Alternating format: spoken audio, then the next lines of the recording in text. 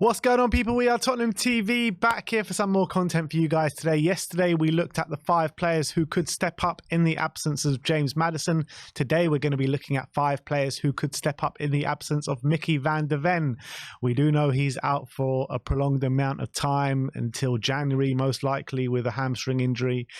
And look, when you look at the defensive options in our squad, I don't think there is anyone that can replicate exactly what Mickey van der Ven has been doing for us. I think he is a massive, massive loss. And we knew this coming into the season. We said it on a countless amount of times. If one of these defenders get injured, we're going to be screwed. And that's exactly where we're at the moment. But let's look at the 5 different options that we've picked out who could step up in the absence. The first one we're going to look at is Ashley Phillips.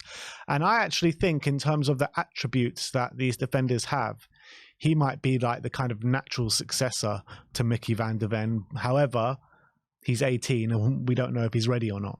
Yeah, obviously was signed in the summer for how much was it in the end? 5 million from something like that from Blackburn, off the back of making eight appearances last season in the Championship, albeit apparently played very well in those 8 appearances, and that's obviously what's got him the move to Tottenham, and he's impressed a lot. Ange did say before the game against Wolves that he's been training with the first team and he is available for selection. There's a reason he is with the first team, so you've got to take him at his word and assume that if he is performing well, then he does have a chance to play. And I agree, when you take into account the profile of what Phillips is, I think he's like 6'4". He's tall, he's strong, he's quick, quite from what I've seen as well, quite composed on the ball as well. If I'm looking for out of all the options, if I'm looking for a profile who maybe mostly resembles what Van der Ven can offer, probably Ashley Phillips has that. But it's very rare to see an 18-year-old centre-back come into the Premier League and perform at a consistent level. I can't remember off the top of my head how many times I've seen that happen. I remember Phil Jones, coincidentally, was also at Blackburn when he was 18, and I'm pretty sure he was playing quite well. That's why Man United signed him for a significant amount of money. But 18 years of age is for a centre-back, it's very rare for them to be playing regular Premier League football. I can't think of one in the Premier League right now who's a similar age. So it's a big risk. And if he comes in and he doesn't hit the ground running, or he gets exposed a bit, you do risk of denting his confidence, and you don't want to be doing that as well. So he's got to be careful. But sometimes you don't know if they're ready until you give them a chance. Yeah, and it all depends in terms of that, what you're saying about denting his confidence and stuff like that. I think that all goes down to the mentality of the player and where his head's at the moment. And I think Ange Postecoglou will know that more than anyone. He's a great man manager, and I don't think he would if he was that kind of player who it would dent his confidence and it will make him go the other way, I think Ange would recognise that and he wouldn't put him in the deep end if that was the case. Yeah, I'd hope so. So that's Ashley Phillips. Let's move on to number 2, and that is Ben Davies. Obviously been at the club for a very long time. I think he stepped in really well actually on the weekend against Wolves, was our best player on the day. He can't give us obviously the same thing that what we can get with Mickey van der Ven, but I think what you do get with Ben Davies, you know what you're going to get: a solid performance, someone that works very hard to a fairly good quality, and I would probably say he's probably the second best option on this list. Or maybe in terms of what he's going to bring to us and what we know we're going to get, maybe he's the best option because we don't know what we're going to get with Ashley Phillips. To be fair to Davies, he was exceptional against Wolves. I have to give him all the credit because coming into that game wasn't going to be easy, and I thought he put in a near perfect performance, to be honest, apart from obviously the last few minutes, which was a shame. But him personally, I thought he was a massive reason why we didn't concede any goals up until the 90th minute. I thought he was putting in a really, really great display. Now the question is, was one thing doing against Wolves, but there's one thing doing it consistently, especially when you're coming up against really good attackers, as physical attackers, fast attackers as well. Now, he was lucky against Wolves where he was up against the likes of Cunha,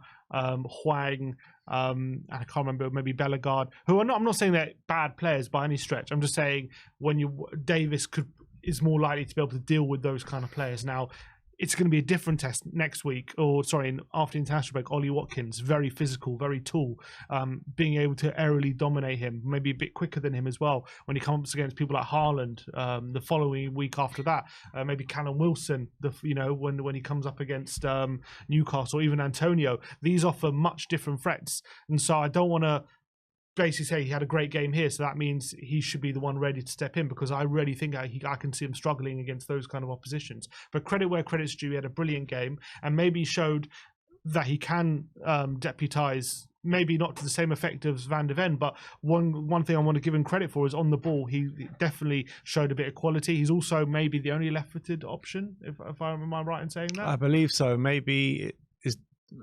I think he's the only left footer. I'm not 100% sure. And I think Ange definitely values that. I think we've seen that with the passing angles, and the way he can bring the ball forward, and maybe on the ball that can help us a lot, him playing in that position. But yeah, I think he's a good option. I think he's proven to be a good squad player, but I do just worry about his height and physicality when he comes up against the more physical Premier League strikers, whether he'll be able to cope with it. We'll have to wait and see. Yeah, look, that is definitely a question mark. But in terms of kind of bringing in someone that's been there, that's done it, that's kind of been at the club for a long time, that's put in good performances whenever called upon. When you kind of ask him to play a long stretch of games, that's when he gets found out a little bit. But when he comes in here and there and steps in, he steps in really well, and I think he can do it on the odd game against a Man City. But can he do it in a row against Man City, Villa, and like kind of Newcastle in a stretch of 3 games? I'm not too sure about that. Yeah, and if you look at that backline, it's just such an easy, like, that's where you're going to target, isn't it? And it's just such an obvious place. But yeah, I think I want to give him credit because he did so well against Wolves. You say that's where you're going to target. I mean, in the 2 games that we're talking about, in the next 2, we're going to be without Van de Ven and Romero, so you probably target both sides of the centre back. To be fair, the defence, yeah. Moving on to the next player we're going to talk about is Alfie Dorrington, a player that was in the matchday squad for the Wolves game on the bench. Obviously, didn't see any minutes alongside Ashley Phillips, who was also on the bench. He's a player that's making big waves in the under-21 squad this year. Tall, physical centre back, ball playing ability.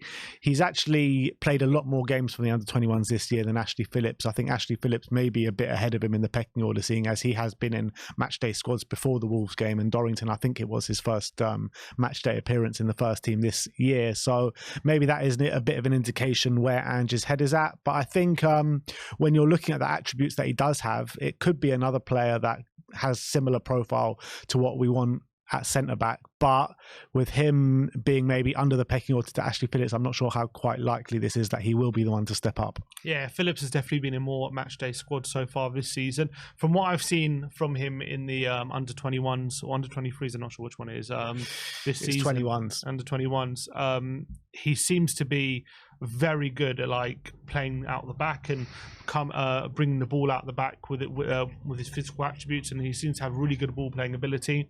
But I think maybe where Phillips is ahead of him is maybe physically in the defensive side. Maybe physically he seems a bit stronger. He's a bit taller at the moment. Maybe he's a bit ahead of him physically. But it seems though Dorrington definitely seems very adept playing the ball out of the back, and maybe that's why he's very highly thought of right now as part of the youth setup. He was on the bench. I don't think it's the first time he's been on the bench, but I think it's the first time he's been on the bench for a while. I think maybe early in the season he might have made an appearance on the bench as well, but hasn't got any minutes, obviously, and hasn't really been spoken about from Ange in the same way that Phillips is. So it doesn't seem like he's going to be getting his chance. But also, I do think he's right-footed. I think he plays on the right side of the defence as well, but he can play on the left. I think both Phillips and Dorrington seem to be able to play on the left, but considering that he's also 18, so he comes with all the caveats that Phillips comes with, but Phillips is ahead of him. That should put Phillips ahead of him in the pecking order. But you never know. Maybe if Dorrington does also start training the first team, maybe he can surprise a few people. Yeah, there was a whole thing made out of on the weekend that Ashley Phillips was pulled out the under-21 squad, but I don't think Dorrington was. So maybe that kind of also gives an indication that Ange was more prepared to use Phillips first than Dorrington in the game against Wolves. Yeah. But that's Dorrington. Moving on to number 4, and he needs no introduction, and that is Eric Dyer. Obviously did play in the game against Wolves. With Eric, I think that we all know that he's not good enough for this club anymore. We need to move him on. We need to upgrade on him. I kind of feel like he's one that should be stepping in instead of Romero, not instead of Van de Ven, because he can't anywhere near replicate what Van de Ven can do. But I feel like we could like kind of suffer less with him in the team if he was next to a Van de Ven as opposed to him being next to a Cuti Romero. But unfortunately, we don't have either Cuti Romero or Van de Ven for the next 2 games. But look, he's on the list saying he could step up in the absence of Van de Ven, but I just don't believe it. Yeah, I guess the question is, because obviously he has to start now while Romero is also suspended. But I guess the question is, when Romero comes back, does Dyer drop out completely, or does he take the place next to Romero and go on the left side of defence and take Van de Ven's place in that front? I think that's a recipe for disaster. Yeah, for me, I wouldn't want to see that happen, especially him on the left side as well. If him on the right side he's a bit more comfortable. I've never seen him be that comfortable on the left side of defence, albeit I've seen him put some good displays in, and I do think he's a good passer of the ball when he's given time. Like he can spray a good pass. I think he's shown to do that. He's not very good at bringing the ball out of defence. I don't think he's great at that, but I do think when he's asked to maybe spray a long pass, a switch of play, I think he's capable of that kind of that ability. Occasionally, a good pass in between the lines he can do, but unfortunately, he's just way too slow on the turn. I think when he's played on the left as well, you kind of diminish his passing ability a bit because the passing angle is a bit more awkward for him because he's facing on the instep instead of the more angles on the right-hand side. So, yeah, I would even consider if he was to go with Dyer, I'll probably even put Romero on the left and put Dyer on the right if you were to go that way. But then that causes more reshuffles as well if you're going to do that. So, for me, I just think if I'm choosing between like Dyer and Davis, I think you probably get a bit more, obviously, physicality, aerial dominance with Dyer. But what you get with Davis, I think, on the ball, and I think with his ability, his aggression in one-on-one duels, which I think he's maybe better than Dyer, I think I'd prefer him. So I think Dyer would be down the list. Yeah, I think it literally only makes sense to play Dyer if it's instead of Romero, not instead of Van de Ven, in my opinion. But let's move on to the 5th and final player that we're going to talk about today, and that is Emerson Royal. He did step in on the weekend, but not at centre-back, at left-back. And I thought he put in a poor game, to be honest. Didn't give us anywhere near the amount of control that Udogie can help us give in the centre of midfield when he's inverting. Can he step in at centre-back or left centre-back in this team? I mean, I question it, to be honest. I think that he does have good attributes instead of in terms of he's a good defender. He's got good physical attributes. He's quite strong and quite fast. But I think his ball playing ability is really limited, to be honest. And I'm not sure if he can play that role at left centre-back, especially with a Dyer next to him in a makeshift back four. Yeah, we've obviously seen him play right centre-back on occasion at the back end of last season, didn't we? It was more under Ryan Mason when he came in. He played, and that was in a back three as well. Yeah, it was in a back three. So he's played kind of at centre-back a bit. He obviously stepped in when against Chelsea when when Romero got sent off. He stepped in and played centre-back next to Højbjerg at times. It was next to Van de Ven, and then Van de Ven got injured. And then Dyer, and then it was Dyer. I can't remember actually how it was. I remember he played at centre-back for a bit against Chelsea. And then he moved back out wide, then he moved back out wide. And he was all right for the little point he was there. But again, I agree with you. I kind of, again, if I'm playing Emerson at centre-back, I kind of want to see him on the right and maybe put Romero on the left if we were going to do that. But I think physically, he's obviously strong. He's tall. I think he's actually quite good aerially. So I don't think he would have a problem in those aspects. And also I think he could actually do that sweeping role that Van de Ven does pretty effectively. But what I would worry about is 100% playing out the back. If you're playing it short to Emerson and he's asked to, play quick interchanges out wide in between the lines, bring the ball out, is he going to be capable of doing that without losing the ball or putting us under pressure?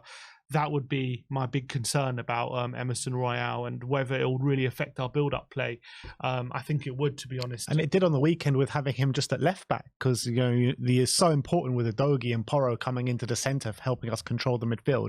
And we just completely lost control of that midfield, and Emerson was a big part of that. Yeah, but I think when it comes to that role that Van de Ven does, that sweeping role, like in behind Romero, I actually think on the list he might be the best suited for that kind of element of his game. But what you lose in the other parts of his game, is it worth it just for that? I don't know. That's a big question. But our whole play is centered on kind of dominating the ball and dominating possession, building from the back. I don't think that's possible with Emerson. Yeah, it's going to make it a lot more difficult. And especially, I'm thinking about him in the center of the park, playing passes in between the lines. I just see him being inaccurate and being sloppy, and I can see it being frustrating. So whether that's something Ange can kind of deal with remains to be seen. So out of of those 5 players on the list, who would you like to see, not who you think it will be, who would you like to see been given the kind of nod to go and try and replace what we have with Van de Ven out? I think I would like to see Phillips just given a go, just to see if he's up to it at Premier League level. And but in these games, coming up, because they're such tough games. They're very tough games. I think put him in against Villa, and if he's up to the challenge against Villa, then we'll take it from there. Obviously, Man City is a completely different challenge, but then again, I mean, Davis played so well, so I wouldn't want to drop him. Would I want Phillips and Davis together? It's so difficult. I think if you're talking about him next to Romero, I'm more comfortable with it. But him next to Davis or Dyer, all of a sudden I'm thinking because he's going to be hung out to dry on multiple fronts, not just his own performance, but he's have to cover for other players as well. So maybe it's not fair to expect over the next 2 games. And maybe after the City game when Romero's back, maybe I'd like to see a Phillips come in that aspect. So then you're sticking with Dyer Davis? I think for now, because I guess in a way, in terms of getting results, it might not be great. But in terms of if they have bad games, we know they're not good enough kind of thing. But if we put Phillips in and he has a bad game, we don't know if it's because he's next to a Dyer or Davis or it's because he's just not good enough himself right now. So it's a difficult one. I think the next 2 games, I think we're just going to have to suffer through him with Dyer and Davis, I think. I think that's what we will do. But I would throw Ashley Phillips into the deep end. I really would. I think he looks like physically so much older than 18. He looks like he can handle himself in the Premier League. I mean, I've seen clips of him even last year when he was playing for Blackburn in the first team games. And he didn't look out of place whatsoever. You know, sometimes you see these 18-year-olds and they look just way too small to be playing in that league, especially at 18, 17 years old. And he looked physically a match for anyone. So I would do Ashley Phillips on the right and Ben Davis on the left. I would like to see that. I think it would give us a lot more than having Eric Dyer there. At least it's something new as well. People are just desperate to see something new at the back. And Eric Dyer just kind of puts a downer when you see it on the starting lineup, unfortunately. As much as, I respect the service that he's given us, it's just the situation that we're in at the moment with Eric Dyer. And I do think the Phillips has got the attributes. And yeah, look, if he has a bad game, it could knock his confidence a little bit. But sometimes that's what makes a player as well. Yeah, 100%. That's also true. The annoying thing is for me, the moment to do it was probably against Wolves. That probably would have been the most manageable kind of challenge in terms of who he's facing in the front line, that rather than throwing him in against a Watkins or a Diaby, where even a good defender can sometimes have a bad day against those guys. So that's the most frustrating thing. But yeah, I would like to see Phillips thrown in. I just worry that who's going to be the leader of that backline? Is it going to be Davis? It will be Davis. So if he's going to be leading it, he's not even a natural centre back himself. So is he going to have trouble leading that backline? And then he's going to ask a lot of Phillips. That's just what I'm worried about. But I do want to see Phillips given a chance. I just feel what I would like to have seen is play him the Wolves game, get him ready for these games coming up, just to see if he can manage it. But to throw him in against a Villa and a City, I'm just a bit worried about that situation. Yeah, City's the one that worry. I mean, they all do, to be honest. Even Newcastle, even West Ham, coming up against that. Jared Bowen, Mohamed Kudus has its own kind of issues to deal with. So very, very hard 4 games. And if you could have picked the run of the season for this not to happen in, it would have been this. Definitely. And it's such a difficult situation to be in. But let us know your thoughts in the comment section below. Which 2 would you be going for the next couple of games? And who do you think the long-term successor, or not successor, but replacement while Van de Ven is injured, should be at left centre-back? Let us know in the comment section below. Like, subscribe and comment. And as always, come on you Spurs.